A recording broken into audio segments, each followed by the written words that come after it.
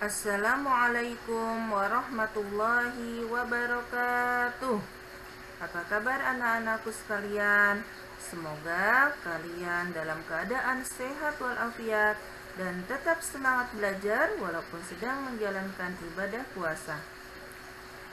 Bertemu kembali dengan Ustazah dalam pembelajaran tematik tema 4I subtema 1 pembelajaran 4, 5, dan 6 kekayaan sumber energi di Indonesia.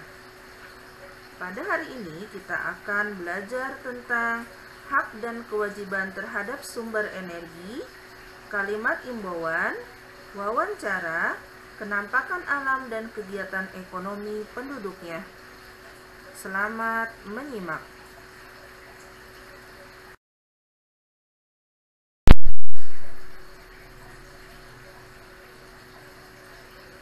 Hak dan kewajiban terhadap sumber energi. Sumber energi sangat penting bagi kehidupan orang banyak. Sumber energi menghasilkan berbagai jenis energi yang dibutuhkan dalam kehidupan. Oleh karena itu, sumber energi harus kita jaga keberadaan dan pemanfaatannya. Berikut adalah kewajiban kita terhadap sumber energi. Yang pertama, menghemat penggunaan energi, baik energi listrik dan energi dari bahan bakar fosil. Semakin banyak kita menghemat penggunaan energi, maka semakin banyak orang yang dapat merasakan manfaat energi tersebut. Yang kedua, menggunakan peralatan atau teknologi yang hemat energi. Misalnya lampu LED.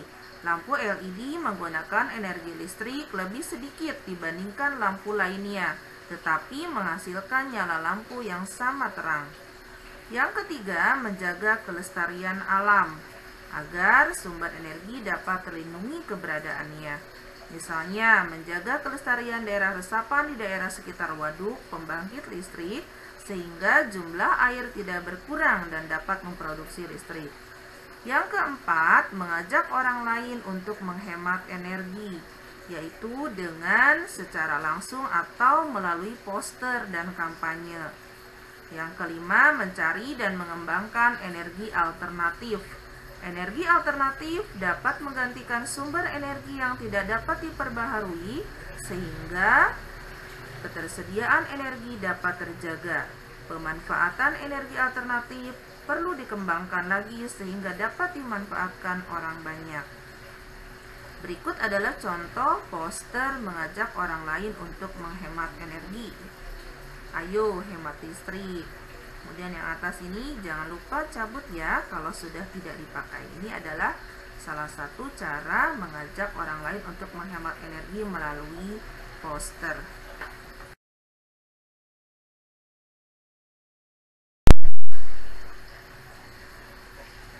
Setelah kita mempelajari tentang kewajiban kita terhadap sumber energi, selanjutnya kita akan belajar tentang hak kita terhadap sumber energi. Jika kita telah memenuhi semua kewajiban dengan baik, maka kita dapat menerima hak kita.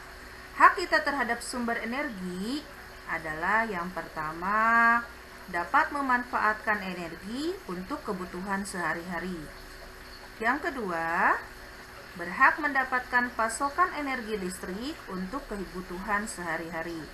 Dan yang ketiga, hak kita terhadap sumber energi adalah berhak memanfaatkan bahan bakar fosil untuk menyalakan kendaraan atau memasak.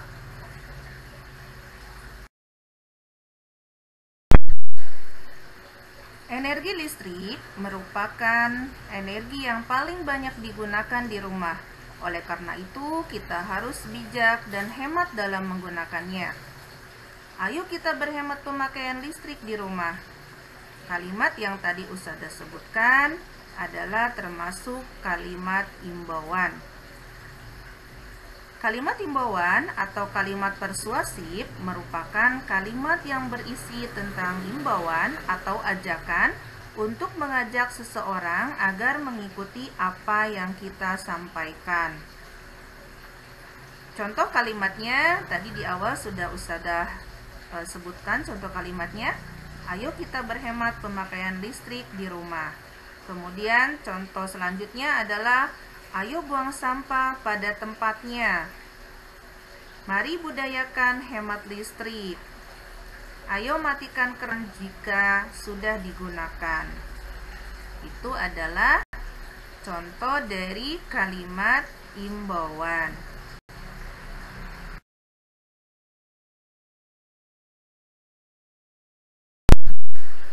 Kalimat imbauan ada yang bersifat langsung dan ada yang bersifat tidak langsung.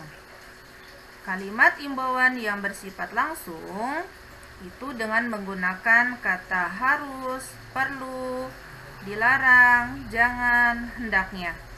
Dan kalimat imbauan yang tidak langsung itu menunjukkan akibat baik atau buruk jika tindakan dilakukan atau tidak dilakukan. Contoh, perilaku yang ditanamkan, tidak membuang sampah di sungai. Nah, kalimat imbauan langsungnya diawali dengan kata jangan. Jangan membuang sampah di sungai. Kemudian kalimat imbauan tidak langsungnya, terima kasih tidak membuang sampah di sungai. Kemudian selanjutnya adalah contoh perilaku yang ditanamkan, menyelamatkan terumbu karang di laut. Contoh kalimat imbauannya adalah hendaknya selamatkan terumbu karang. Kemudian kalimat imbauan tidak langsungnya, terumbu karang tumpuan masa depan. Jadi yang kalimat imbauan langsungnya menggunakan diawali dengan kata hendaknya. Kemudian kalimat imbauan tidak langsungnya itu menunjukkan kebaikan ya di masa depan jika kita menyelamatkan terumbu karang.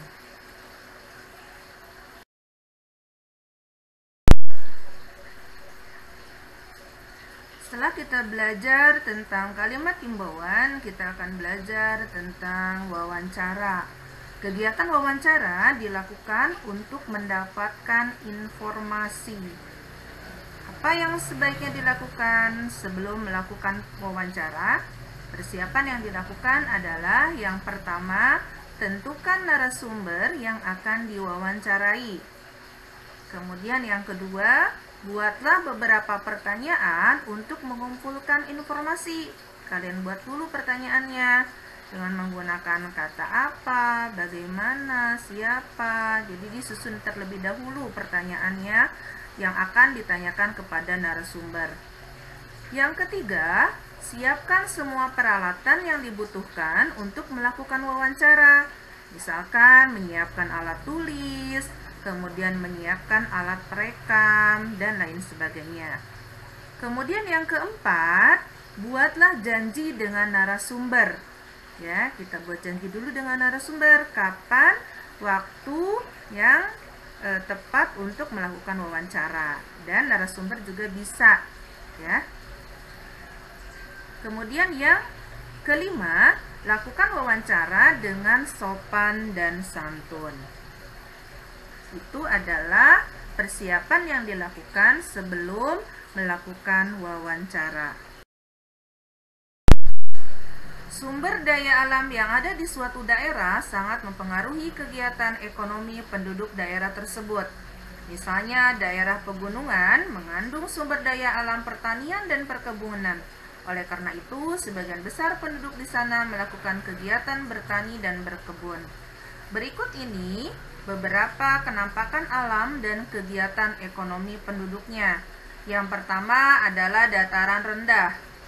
Dataran rendah merupakan wilayah daratan yang datar dan memiliki ketinggian 0-500 meter di atas permukaan laut.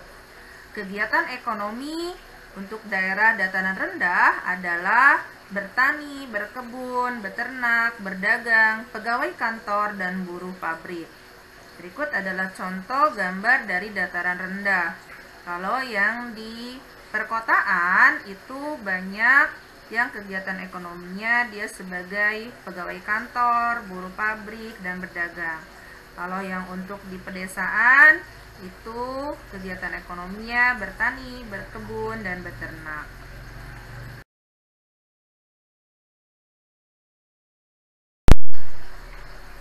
Kenampakan alam yang kedua adalah dataran tinggi.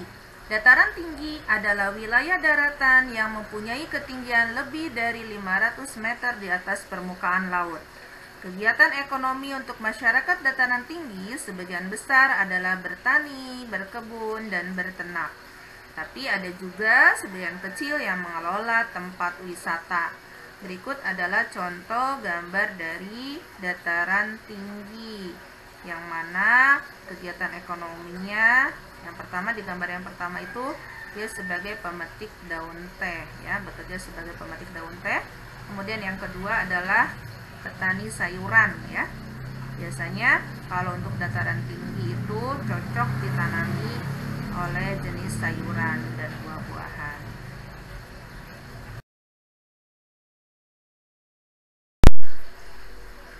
Kenampakan alam dan kegiatan ekonomi yang ketiga adalah sungai dan danau.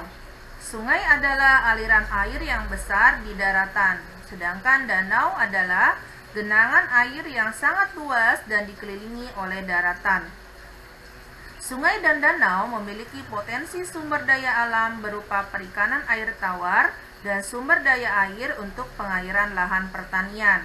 Kegiatan ekonomi yang cocok untuk yang tinggal di daerah sungai dan danau adalah beternak ikan air tawar, bercocok tanam, dan berdagang.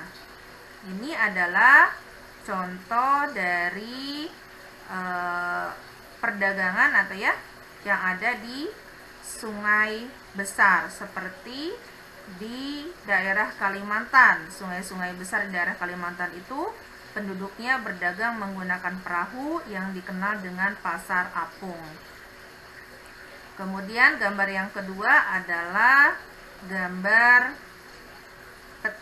beternak ikan air tawar, ya. Jadi ikan air tawar itu bisa gurame, ikan mas, ikan mujair, dan sebagainya. Ini adalah sangat cocok bagi penduduk yang tinggal di daerah sungai dan danau.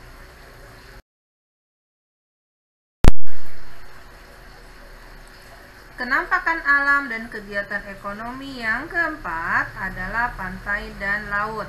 Pantai adalah daerah perbatasan antara daratan dengan lautan. Laut memiliki sumber daya perikanan yang sangat besar. Adapun kegiatan ekonomi bagi penduduk daerah pantai adalah nelayan, peternak ikan air asin, pedagang, dan mengelola tempat wisata sekitar pantai. Karena daerah pantai itu memiliki pemandangan indah yang mana oleh penduduk dimanfaatkan sebagai tempat wisata dan dapat meningkatkan kesejahteraan penduduk. Ini adalah contoh dari gambar nelayan, dan satunya lagi adalah gambar peternak ikan air asin yang sedang menjemur ikan-ikannya. Alhamdulillahirrabbilalamin, selesai sudah pembelajaran tema 4I, subtema 1, pembelajaran 4, 5, dan 6. Terima kasih banyak anak-anakku semua yang sudah menyimak video pembelajaran ini dari awal hingga akhir. Semoga anak-anakku semuanya selalu dalam keadaan sehat dan tetap semangat belajar, serta puasanya lancar ya. Terima kasih. Wassalamualaikum warahmatullahi wabarakatuh.